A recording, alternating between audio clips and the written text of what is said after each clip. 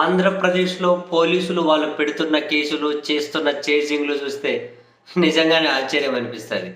Social మీడియాలో సరే 100 వేల సార్లు చెప్పి ఉంటాం. ఇప్పుడు కాదు ఎప్పటినుంచో చెబుతూ ఉంటాం. ఎక్కడైనా అసభ్యంగా సోషల్ మీడియాలో వ్యవహరించే వాళ్ళను కంట్రోల్ చేయడంలో తప్పు లేకపోవచ్చు. డెఫినెట్‌లీ ఇది కంట్రోల్ చేయాలి. అసభ్యత అనే దానికి ఆస్కారం ఉండకూడదు. ఏదన్నా సభ్యత, సంస్కారం ఇంపార్టెంట్.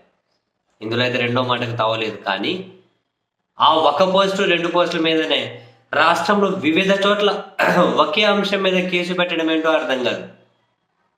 ఒకే అంశమే. శ్రీకాకుళంలో పెడతారు, అనంతపురంలో పెడతారు, కడపలో పెడతారు, పాలకొల్లులో పెడతారు, తాడేపల్లిగూడెంలో పెడతారు, తలపల్లిలో పెడతారు.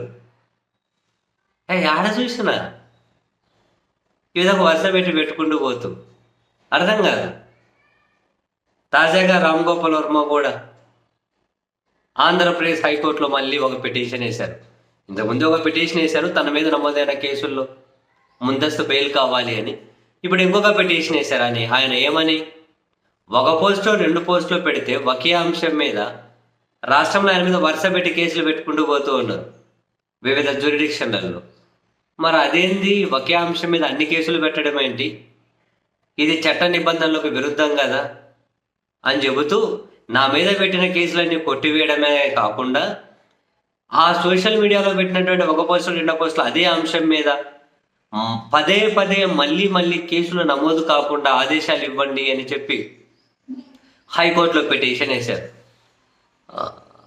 మరి దీని మీద హైకోర్టు ఈరోజు విచారణ జరపబోతుంది. ఎలాంటి నిర్ణయం తీసుకుంటుందో తెలియదు.